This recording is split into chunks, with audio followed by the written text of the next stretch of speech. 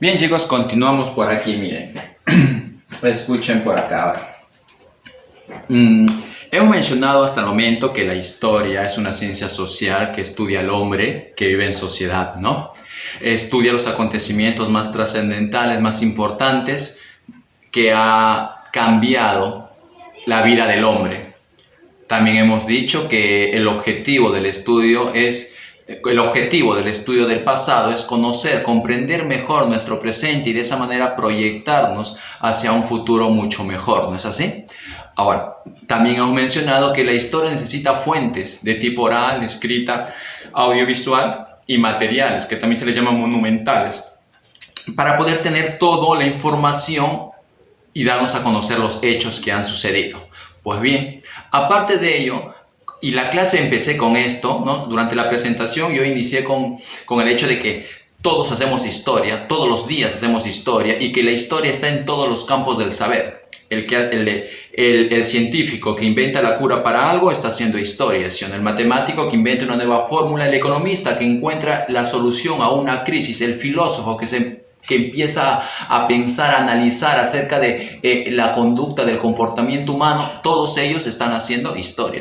Por lo tanto, como la historia tiene que ver con todo en la vida, es un campo muy amplio, la historia necesita ayuda. La ciencia, conocida como la historia, necesita ayuda, necesita apoyo. Ella sola no puede con todo. Por lo tanto, existen otras ciencias muy, pero muy importantes, como la historia, que tienen que ayudarnos, que tienen que ayudar a la historia para darnos a conocer las cosas. Por ejemplo, mira, te doy un ejemplo para que me entiendas mejor. Suponte que a estas se les va a llamar ciencias auxiliares, ¿ya? Ciencias que auxilian, ciencias que apoyan a la historia. Supongamos que quieres estudiar Egipto.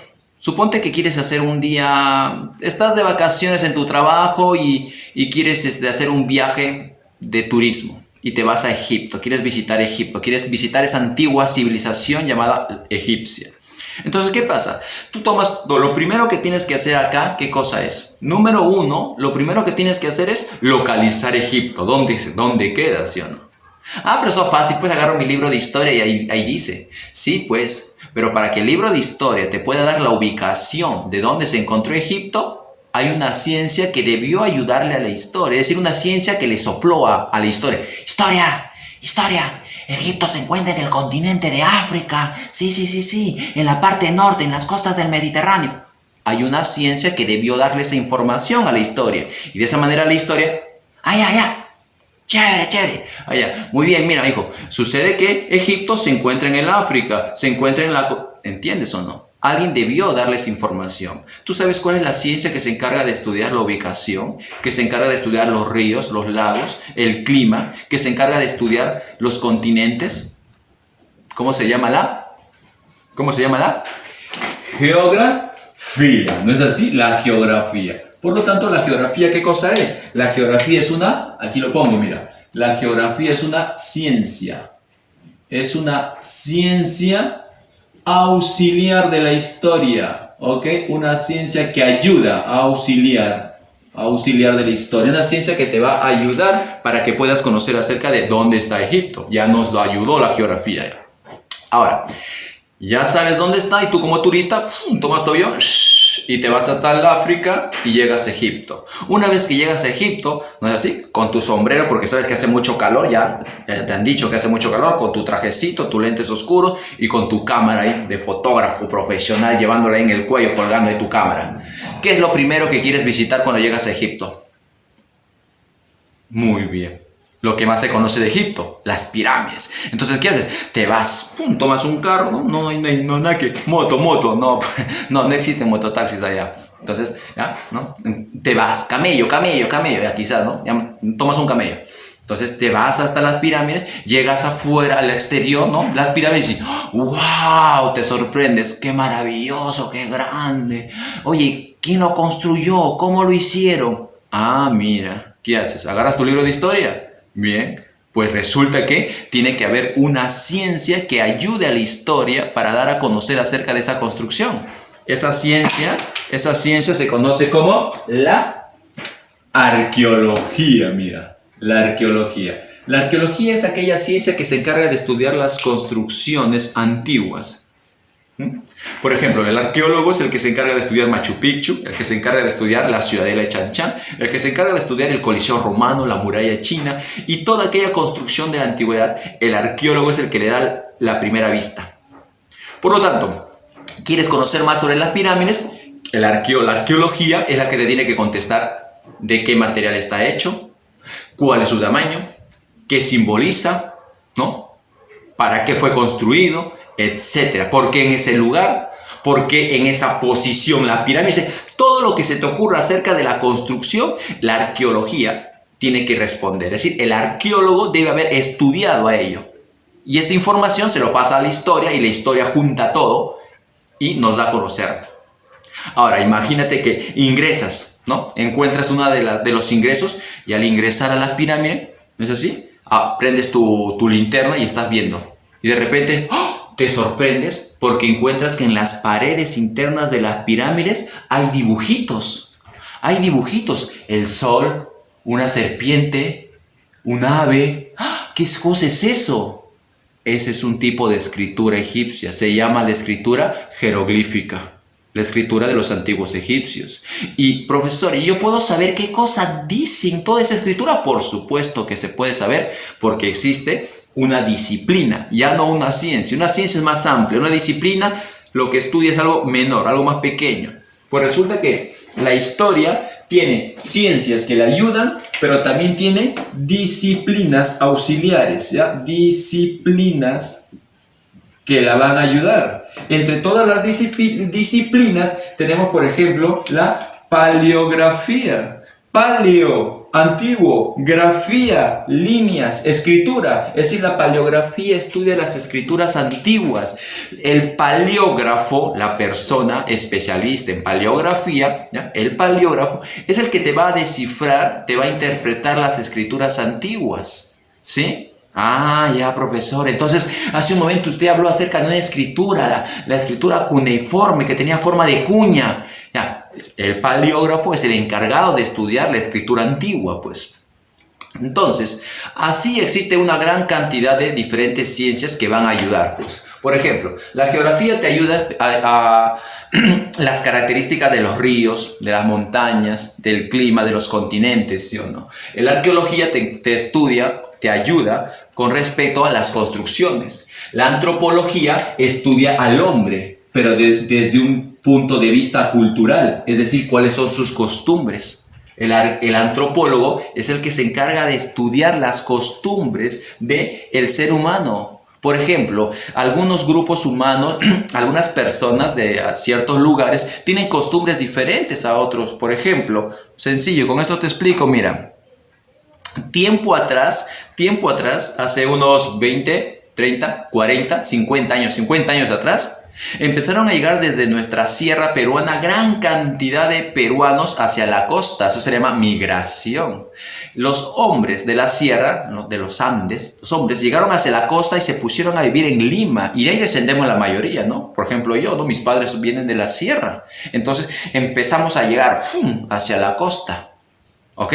Y al llegar hacia la costa, no solamente llega la persona, sino también trae consigo sus costumbres. Por ejemplo, ¿qué empezó a llegar a la costa? Esa costumbre de preparar una exquisita comida, pero cocinarla bajo tierra. Sí, escarbar un hueco, ponerle todo, forrarle limpiecito alrededor de ¿cómo se llama?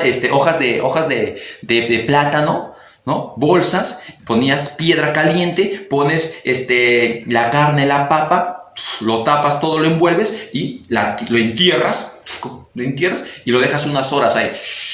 Y luego lo desentierras ahí. Sale la pachamanca, costumbre andina que llega a la costa. En los meses de verano, el carnaval. ¿Qué cosa hacían? Algo extraño en Lima. ¿Qué pasaba? En ciertos lugares empezaban a plantar un árbol. Es decir, traían un árbol de otro lugar, lo plantaban no para que crezca, sino que en el árbol, ¿qué hacían? Ponían diferentes juguetes, diferentes tina, un mantel, cosas ahí, regalos.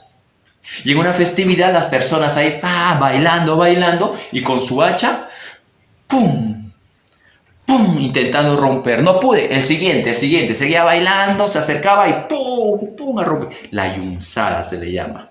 El cortamonte. Esa es una costumbre que viene de la sierra hacia la costa. Por lo tanto, la antropología se encarga de estudiar al hombre, pero desde un punto de vista cultural. Esas costumbres que trae el hombre de la sierra, por ejemplo, el antropólogo las está estudiando. Esa costumbre de pueblos andinos, de pueblos selváticos, de pueblos mucho más antiquísimos, es decir, más antiguos, la antropología lo estudia. ¿Ok? Ahora, siguiente, mira. Paleontología, paleo, antiguo, logos, ciencia. La paleontología estudia, onto, huesos. ¿Ya? La paleontología estudia los huesos antiguos, los de las especies ya desaparecidas. Por ejemplo, el ejemplo más famoso, los dinosaurios. Los dinosaurios existieron hace miles de años atrás. ¿Qué miles? Hace millones de años atrás, mucho antes que la especie humana. ¿Ya? No vais a pensar que el dinosaurio convivió con nosotros. ¿Ah? Nunca, jamás. ¿Ah? El dinosaurio existió millones de años antes que nosotros. Y cuando el ser humano llegó a la Tierra, apareció en la Tierra, ya no existían los dinosaurios, por si acaso. Pero sí existen, en diferentes lugares existen sus restos, sus huesos han sido encontrados. El paleontólogo es el encargado de estudiar los restos de huesos antiguos. Ojo, a los restos de huesos antiguos se les llama fósiles. Por eso es que él estudia los fósiles. La geología, mira, otra ciencia que ayuda a la historia, porque la geología, ¿qué se encarga de estudiar? Se encarga de estudiar la evolución de la Tierra a lo largo de su historia. Profesor, pero nosotros no estudiamos, la historia no estudia la Tierra, la historia estudia al hombre. Entonces, si la historia estudia al hombre y la geología estudia la Tierra, ¿de qué manera le va a ayudar la geología a la historia? Muchas maneras. Para poder entender más la vida del hombre, se tiene que entender primero es su medio geográfico. Y el lugar donde vive, pues el lugar donde vive. Y el lugar donde vive ha cambiado con el paso de millones de años. Tiempos en el cual hacía mucho calor. Tiempos en el cual hacía demasiado frío. Y eso hace que la forma de vida del hombre cambie. Por eso que la geología nos ayuda diciendo, ¿hace cuánto tiempo la Tierra hacía mucho calor? ¿Hace cuánto tiempo en la Tierra hacía mucho frío? Las llamadas glaciaciones. Entonces la geología aporta bastante para saber más acerca del hombre. Igual economía, ¿sí o no? Las crisis, el precio de los productos. Cuando tú estés, por ejemplo, tú alumno de primero de secundaria, hijo, cuando tú estés en cuarto de secundaria, vas a estudiar un capítulo, por ejemplo, llamado El crack del 29. La crisis del sistema capitalista. Se inicia en Estados Unidos y esa crisis ¡fum!, se expande a nivel mundial, afectó a todo el planeta. Bueno, menos a la Unión Soviética. El punto está de que afectó a la mayoría de países del mundo. Y cuando estudiemos acerca de esa crisis vamos a tener que hablar mucho de economía. ¿Por qué se dio el alza de precio? ¿Por qué la producción bajó? ¿Por qué la inflación? ¿Qué pasó con la moneda? ¿Por qué hay mucho desempleo? Pues entonces la economía tiene que responder a esas preguntas. La química también, por ejemplo, un ejemplo sencillo nada más. Existe una técnica química conocida como el carbono 14, que es una técnica que permite calcular la antigüedad de los restos. Cuando tú ves en tu libro, dice, pues, se encontraron los restos de un Australopithecus afarensis llamado Lucy, unos huesos, un esqueleto, ¿no? Y según los cálculos realizados, esos restos tienen una antigüedad de más de 3.500.000 años. ¿Y cómo saber que fue tanto tiempo que existió? ¿Cómo podemos saber la antigüedad de los huesos? Porque existe una técnica llamada el carbono 14, es una técnica química. Ahí está la química como está ayudando. La etnología estudia las culturas diferentes.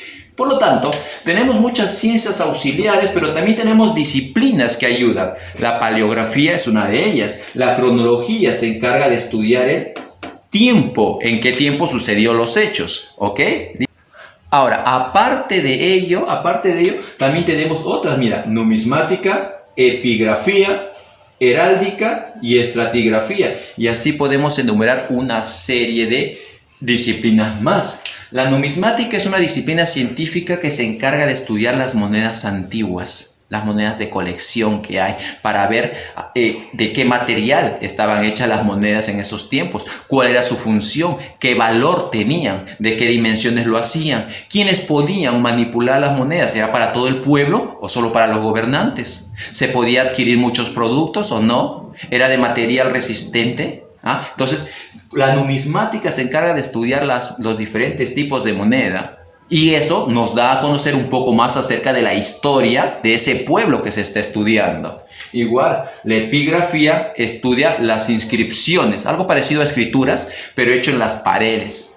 La heráldica se encarga de estudiar los escudos antiguos. Anteriormente, las familias importantes, bueno, perdón, no es el término correcto. Las familias poderosas tenían un escudo que los identificaba. Un escudo, ¿sabes lo que es un escudo? Así como nuestro escudo nacional. El escudo nacional del Perú identifica al peruano. Pues antes las familias de reyes, las familias adineradas, tenían un escudo que los caracterizaba. Entonces existen muchos escudos. El escudo que utilizaba la familia de los Habsburgos, los Borbón, los Estuardo, los Hanover. Entonces existen muchos. La heráldica es la disciplina científica que se encarga de estudiar esos escudos antiguos, qué simboliza, qué representa, qué función tenía, qué quisieron interpretar con ello, cuál tenía mayor importancia que otro, etc. La estratigrafía también es una disciplina que se encarga de estudiar el suelo, la antigüedad de algo de acuerdo al nivel del suelo. Esto es muy interesante, chicos, porque a medida que tú vas escarbando, ¿no?, la tierra, vas a encontrar que a mayor profundidad hay diferentes elementos. Tierra más fina, tierra más gruesa, tierra más dura, quizás más abajo otra vez tierra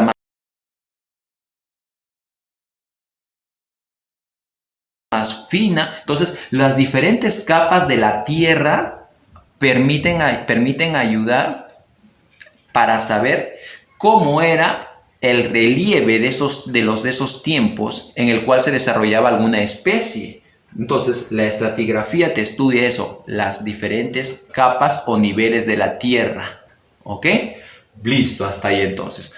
Quedamos con eso hasta ahí. Vamos a pasar al último punto, que es con respecto a la división de la historia. ¿Ok? Bien, chicos, continuamos con esta última parte que viene a ser la división de la historia. Hasta el momento, recuerda que ya hemos visto que la historia es una ciencia social que estudia al hombre que vive en sociedad. Estudia los acontecimientos más importantes, más trascendentales, ¿sí?, que han cambiado nuestra vida, ¿no?, que han impactado en nuestra forma de vivir. También hemos mencionado que el objetivo de estudiar la historia es comprender mejor nuestro presente, conociendo el pasado, para así proyectarnos hacia un mejor futuro. También mencionamos que para poder conocer los hechos históricos que se dan, necesitamos diferentes fuentes que nos proporcionen la información. Las fuentes orales, las fuentes escritas, las fuentes materiales o monumentales y las fuentes audiovisuales, ¿correcto? Y por último, hemos mencionado acerca de las ciencias y disciplinas auxiliares de la historia, ¿no?, que son aquellas que aportan a la historia para darnos a conocer los hechos que se desarrollan en nuestro pasado. Por ejemplo, hay dos ciencias importantes llamadas la geografía y la arqueología, que son consideradas los ojos de la historia, ya que la geografía es la que te dice dónde sucedió algo, mientras que la arqueología te da la información de las construcciones de ese pueblo que estamos estudiando. Por lo tanto, las disciplinas y las ciencias auxiliares son aquellas materias que nos proporcionan de información necesaria para conocer todo lo que pasa a nuestro alrededor. Ahora, por último, en la historia tú sabes que lo que se estudia es al ser humano, por lo tanto lo que tenemos que abarcar es todo el tiempo que la especie humana existe en este planeta. El ser humano, nosotros, estamos en este planeta aproximadamente 2.500.000 años, y eso lo vamos a ver en esta línea de tiempo a continuación. Mira, esto que tú ves acá es una línea de tiempo, desde que surge el hombre hasta hoy en día, ¿ok? La Tierra se supone que existió muchísimo tiempo más, la Tierra existió miles de millones de años atrás. Nosotros solamente estamos en una pequeña parte del tiempo de la Tierra. Esta pequeña parte es el tiempo en el cual la especie humana existe. Por lo tanto, a esta altura de acá, yo tengo que poner la antigüedad en la cual aparecemos nosotros, que es aproximadamente 2.500.000 años, ¿ok? Por eso que lo pongo acá, mira. 2.500.000 años atrás, ¿ok? Quiere decir que en este punto de la historia, aquí, en este punto es que surge la especie humana. Ahí es donde surge el ser humano, ¿eh? Aquí está el ser humano, suponte, ¿eh? Aquí está el ser humano, así, ahí está igualita, ¿sí o no? Igualita, ahí está. Vamos a poner a una doncella, una princesa ahí. Entonces, hacia allá empieza nuestra historia, ¿sí o no? Todo este tiempo es que existe la especie humana, hasta hoy en día. Y hoy en día se supone que estamos en el año 2020, ¿ok? Acá, mira, 2020. Ahí. Ahora, todo ese tiempo de vida, eso que abarca más de 2.500.000 años, todo ese tiempo de existencia de la especie humana, la dividimos en dos partes, mira. Una, dos. Ojo, una, dos. A esta primera parte de aquí se le conoce con el nombre de la prehistoria. ¿Okay? Ese es el nombre que se da, la prehistoria. ¿Ok? La prehistoria. ¿Sí? Mientras que esta segunda parte de aquí se le conoce con el nombre de la historia. ¿Listo? ¿Quedó claro? La prehistoria y la historia. Profesor, ¿y por qué nombre diferente? ¿Para qué lo cambiamos? Porque sucede que la especie humana decidió dividirla de esta manera para tener un claro momento en el cual el hombre se desarrolla gracias a la escritura. A partir de que la especie humana descubre la escritura, podemos guardar toda nuestra información, todos nuestros recuerdos, toda nuestra vivencia, lo podemos guardar, podemos escribirlo. Pero antes de la escritura, eran tiempos primitivos en el cual el hombre todavía no había desarrollado una tecnología para guardar toda su información. Ese primer tiempo se le llama antes de la historia entonces. Cuando no se conocía la escritura se le dice antes de la historia. Y decir antes de la historia es decir prehistoria. Por lo tanto, esta es la prehistoria. Duró millones de años. Y esta de aquí es la historia. Duró miles de años. Si yo te pregunto en algún momento en el examen, dígame usted por favor, por 5 puntos en tu examen, ¿qué acontecimiento dividió la prehistoria de la historia? ¿Qué acontecimiento lo divide? Pero eso hace fácil, pues. ¿Qué lo dividió? La invención, así nada más lo pongo, invención de la escritura. Y la escritura apareció aproximadamente hace 3.500 años antes de Cristo. ¿Ok? Es decir, 3.500 años antes de que aparezca nuestro Señor Jesucristo, el Hijo de nuestro Dios Jehová, antes de que aparezca en la tierra, 3.500 años antes que Él, la especie humana, el ser humano, está logrando inventar la escritura. Y justamente el primer tipo de escritura que aparece fue inventado por un pueblo llamado acá lo voy a poner, mira, por los sumerios. Es el nombre de un pueblo, ¿ya? Los sumerios. Y los sumerios inventaron un tipo de escritura conocida con el nombre de escritura cuneiforme. ¿Por qué cuneiforme, profesor? Porque cuneiforme, hijo, cuneiforme significa... Cunei viene de cuña y forme viene de forma. Quiere decir que cuneiforme se refiere a forma de cuña, exacto. Escritura en forma de cuña, inventado por los sumerios. Es la escritura más antigua que ha existido, desde esa escritura cuneiforme hasta el tipo de escritura que tenemos hoy en día. ¿Ok? Listo. Ahora, la prehistoria, a su vez, la dividimos en edades. Mira, una edad, 2 edades. ¿Ya? ¿Por qué lo dividimos en 2 edades, profesor? Porque presentan características diferentes. Cuando el hombre aparece en el planeta es un hombre primitivo. Para él todo es nuevo. Por lo tanto, el hombre, la especie humana, está aprendiendo recién, ¿no? Por primera vez está aprendiendo todo. Y obvio, se equivoca. falla y a través de el ensayo-error, de equivocarse, va aprendiendo. Todo es nuevo para él. Por lo tanto, es un hombre primitivo que va de un lugar a otro, que habita en las cuevas, que se viste con pieles de animales, que su mayor objetivo es buscar alimentos para poder sobrevivir. Por lo tanto, esos tiempos primitivos, acá le llamamos prehistoria, pues, ¿no? Nosotros le llamamos prehistoria. Y esa prehistoria se divide en 2 edades. Mira, la primera de ellas es esta de acá. Se le conoce con el nombre de la edad de la piedra. ¿Y por qué le llaman edad de piedra? Porque era la piedra el principal elemento que se utiliza para su vida diaria. Dime tú, desde tu casa, díctame. ¿Armas de? Correcto, piedras. ¿Utensilios de? Piedra, correcto, muy bien, correcto, muy bien. ¿Casas de? Piedra, muy bien. ¿Armas de? Piedra, muy bien. ¿Papel higiénico de? No, ¿cómo? Pues, no, tampoco, pues, piedra no, ¿ya? Entonces, la piedra fue el elemento principal para el hombre durante miles de años, pero al pasar el tiempo, el ser humano descubrió que existía otro elemento mucho más resistente que la piedra y que permitía hacer mejores herramientas, mejores armas, mejores utensilios. Ah, ya. ¿Qué cosa es lo que empezó a utilizar? El metal. Sí, primero el cobre, luego utilizó el metal bronce, luego otro más fuerte, el hierro, ¿sí? Pero el punto está de que poco a poco, con el paso del tiempo, el metal fue reemplazando a la piedra para elaborar herramientas, para elaborar armas, ¿no?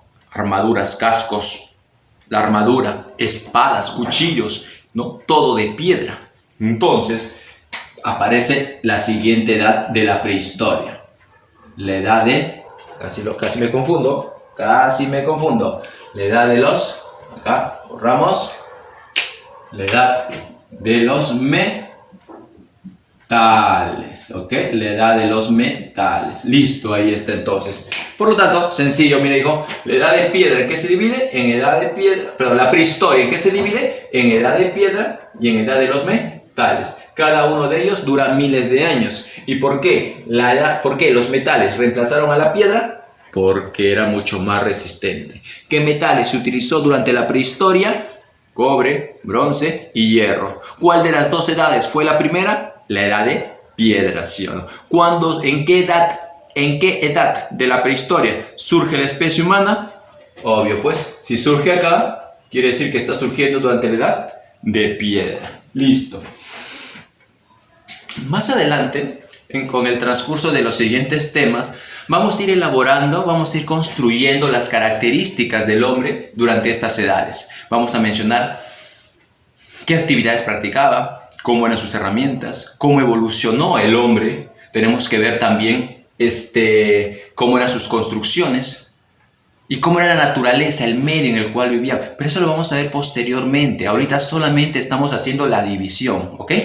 Ahora, pasamos a la otra parte, mira. La historia. La historia viene a ser esto de acá, ¿sí? Desde la invención de la escritura cuneiforme hasta hoy en día.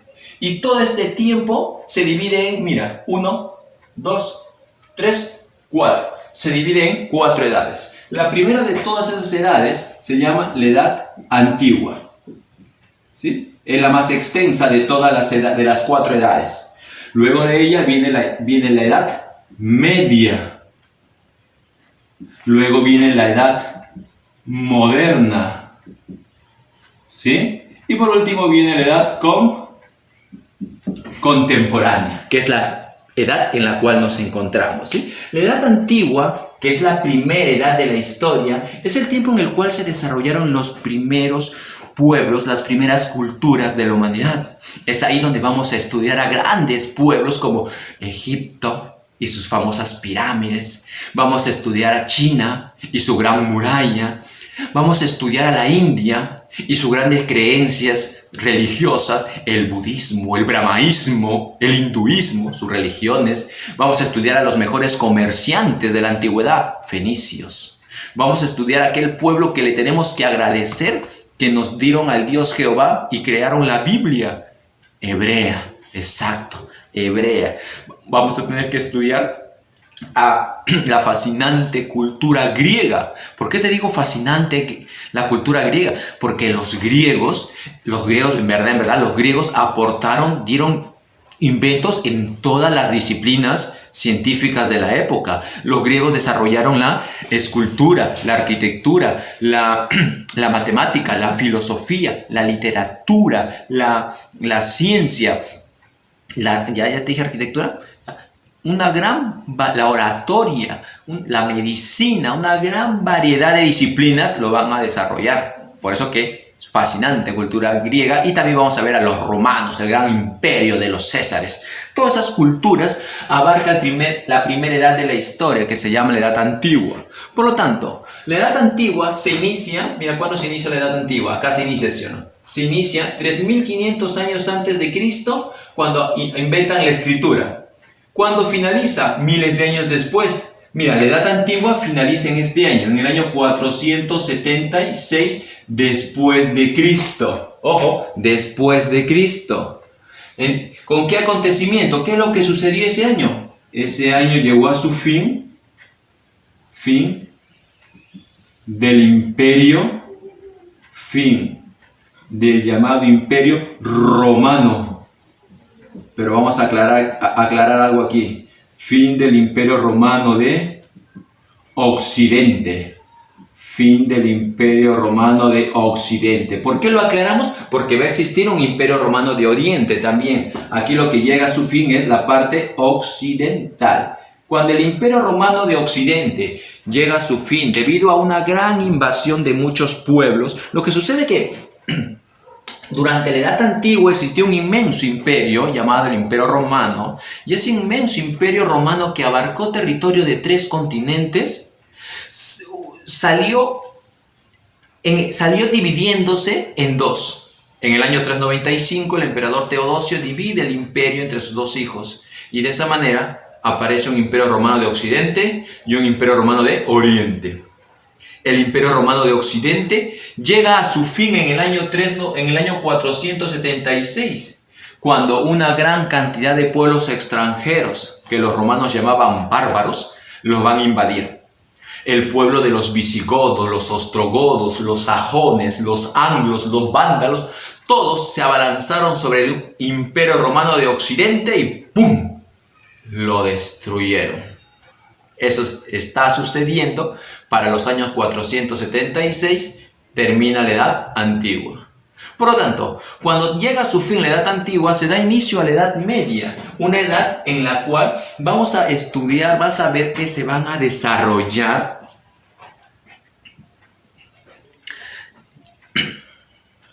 algunos acontecimientos, como por ejemplo la existencia de los caballeros, la existencia de los castillos, la existencia de las guerras santas. Hay unas guerras conocidas como las cruzadas, que es un enfrentamiento entre ejércitos cristianos, es decir, los hijos de nuestro Dios Jehová, contra los ejércitos musulmanes que pertenecen a otra religión que se llama el Islam. Ellos tienen un Dios que se llama Alá. Es un enfrentamiento entre el cristianismo y el islamismo.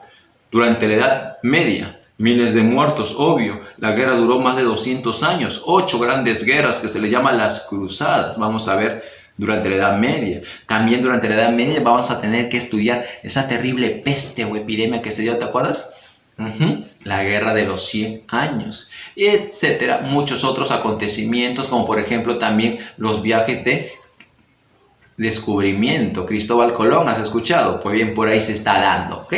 Listo, entonces, la Edad Media se inicia en el año 476 y llega a su fin, aquí mira, acá, en el año 1453. ¿Por qué ese año? Porque en 1453, hijo, va a suceder que un pueblo llamado los turcos otomanos se abalanzan sobre el llamado Imperio Romano de Oriente. ¿Te acuerdas que la parte occidental llegó a su fin en el año 476? Pues bien, 1000 años después casi, la otra parte, el Imperio Romano de Oriente, va a llegar a su fin cuando los turcos los invaden. Bueno, en sí los turcos los estuvieron invadiendo durante muchísimos años y poco a poco les iban quitando territorio. Lo que sucede es que en ese año terminan por destruir al Imperio Romano de Occidente cuando se apoderan de su capital. Una ciudad llamada Constantinopla se le llama. Listo. 1453. Fin